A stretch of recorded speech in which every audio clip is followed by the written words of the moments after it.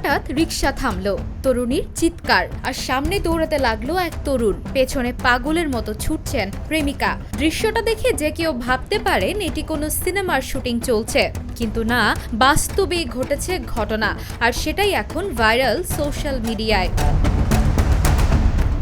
জানা গেছে ওই তরুণীর দীর্ঘ 5 বছরের প্রেমের সম্পর্ক ছিল, কিন্তু বিয়ের কথা উঠতেই প্রেমিক হাওয়া হয়ে যান। ধীরে ধীরে ফোন, মেসেজ সবকিছু বন্ধ করে দেন। প্রেমিকাকে আর খুঁজে পাওয়া যাচ্ছিল না কোথাও। শেষমেশ সোমবার ঢাকার বঙ্গভবন এলাকায় প্রেমিকের দেখা পান তরুণী। রিকশা থেকে নেমেই দৌড়ে ধরতে যান তাকে। এ সময় আশেপাশের পথচারীদের নজর কাড়ে এই নাটকীয় দৃশ্য। প্রেমিককে ধাওয়া করতে করতে তরুণী চিৎকার করে বলেন, আমাদের 5 বছরের সম্পর্ক, এখন বিয়ে করার প্রতিশ্রুতি দিয়ে পালাচ্ছে।